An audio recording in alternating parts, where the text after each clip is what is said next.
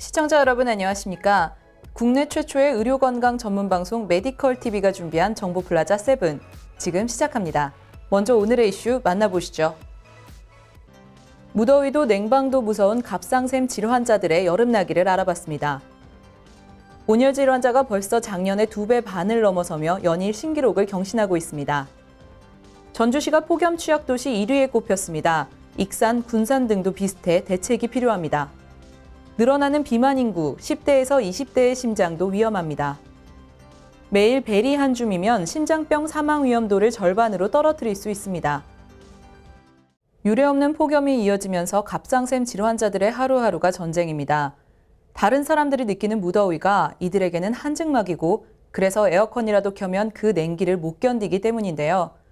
체내에서 분비되는 갑상샘 호르몬의 정도에 따라 항진증과 저하증으로 나눠 부르는 갑상샘 질환자들의 고통과 대책을 살펴봤습니다. 박세미 기자가 취재했습니다. 유례가 없이 무더운 올여름이 더 힘겨운 사람들이 있습니다. 바로 갑상샘 항진증 환자들입니다. 이들의 여름나기가 힘겨운 것은 바로 갑상샘에서 분비되는 호르몬 때문입니다. 갑상샘 항진증이란 갑상샘에서 필요 이상으로 갑상샘 호르몬이 분비되는 경우인데 이런 환자들은 일반인들보다 훨씬 더위를 많이 타고 땀도 많이 흘립니다. 우리나라에서 갑상선 기능장애의 가장 흔한 원인은 자가면역 질환인데요. 이 자가면역 질환이라는 것은 내 몸에 있는 자가면역 항체가 일을 잘못해서 생기는 질환입니다. 그런데 갑상선 기능 항진증의 경우에는 이 자가항체가 일을 너무 많이 해서 호르몬이 많이 나오는 상태고요. 갑상선 기능 저하증의 경우에는 이 자가항체 때문에 오히려 갑상선 세포가 손상을 입어서 갑상선 호르몬이 더 적게 나오는 질환입니다. 문제는 여기에서 그치지 않습니다. 갑상샘 항진증 환자들이 땀을 지나치게 많이 흘리면 탈수 증상을 겪을 뿐 아니라 심하면 심각한 대사장애를 초래할 수 있습니다. 이처럼 여름나기가 힘겨운 갑상샘 항진증 환자들은 2015년 기준 23만 3천 명이나 되는 것으로 나타났습니다. 갑상샘 항진증만 문제가 되는 게 아닙니다. 갑상샘 저하증도 정도의 차이일 뿐 여름이 두렵기는 마찬가지입니다. 갑상샘 저하증의 경우 오히려 대사 기능이 떨어집니다. 여름철에 식욕을 떨어뜨리고 만성 피로감이 발생합니다. 또한 추위에 민감하기 때문에 너무 강한 에어컨 바람에 고통을 호소하는 경우도 있습니다. 잘 때 맥인잎이 노래져가지고 이상해가지고 병원을 갔더니 갑상선 기능 저하증이라고 하더라고요. 그래서 여름에 밖에 나가면 너무 금방 더워지고 그렇다고 실내에 들어오면은 곧바로 추워져가지고 좀 힘들고요. 그래서 실내에서는 에어컨을 좀 많이 에어컨이나 선풍기 같은 것들을 피하게 되는 그런 증상들이 있습니다. 갑상샘 질환은 자가면역 질환이 원인입니다. 몸 안에 특정 항체가 영향을 주어 발생하는 것으로 갑상샘 질환으로 인한 증상은 수개월간 지속되며 1년 이상 장기간 치료가 필요합니다. 연일 계속되는 폭염에 밤에도 이어지는 열대야까지 갑상샘 질환 환자들의 고통은 상상 이상입니다. 환자들이 건강하게 여름을 나기 위해서는 적절한 약을 복용하고 주치의가 권고하는 사항을 잘 지켜야 합니다. 메디컬 TV 박세미입니다. 바쁘게 생활하다 보면 자칫 놓치기 쉬운 건강 의료 정보들을 전해드립니다. 틈새 소식 만나보시죠.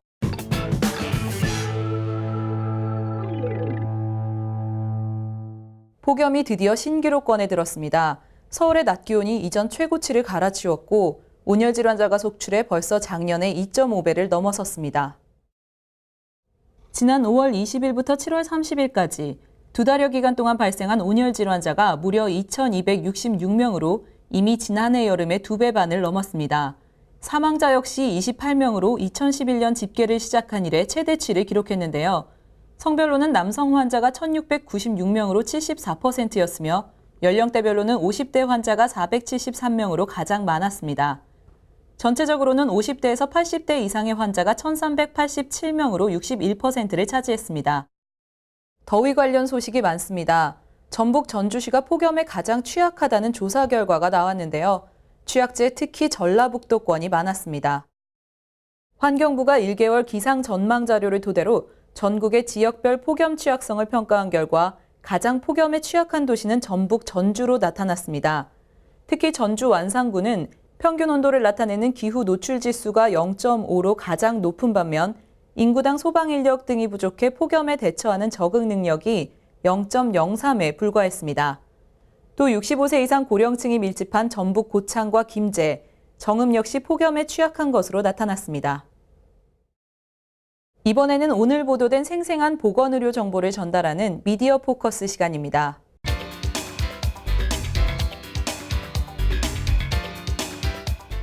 비만의 위험성은 모두들 아시겠지만 지금까지 심각성이 덜 부각된 젊은 층도 비만의 위협에 노출되고 있습니다.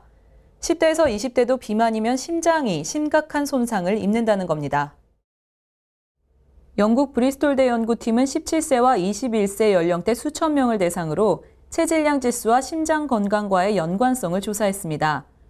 연구 결과 체질량 지수가 높을수록 혈압이 높았으며 이에 따라 동맥벽에 가해지는 압력이 높아지면서 심장의 펌프 기능을 하는 좌심방이 커지는 것으로 나타났습니다.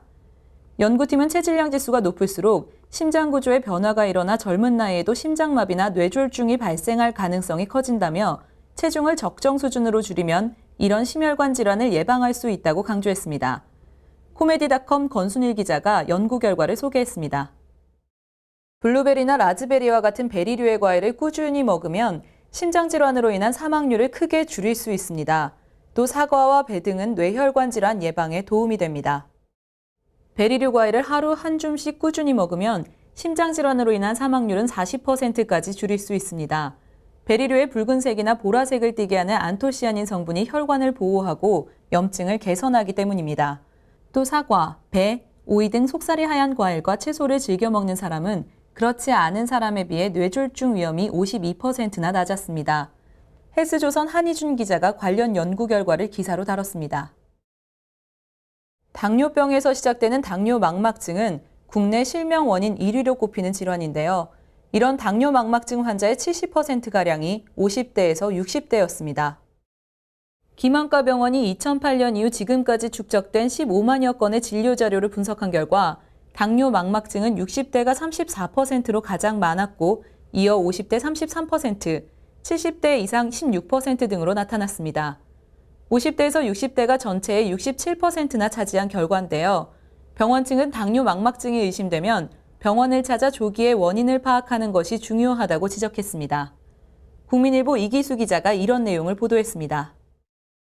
일본이 줄기세포로 파킨슨병 치료에 나섰습니다. 적극적인 규제 철폐가 있어 가능한 일인데요. 일본은 안전만 보장되면 줄기세포 치료제도 임상 단계에서 난치병 치료에 활용하도록 하고 있습니다. 여전히 규제의 철갑을 두른 우리와는 너무 다릅니다.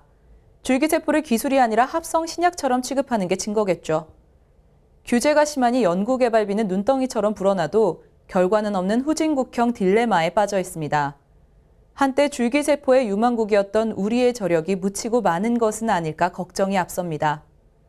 정보플라자 7, 오늘 준비한 소식 모두 만나보셨는데요. 다음 시간 더 새롭고 유익한 정보로 찾아오겠습니다. 감사합니다.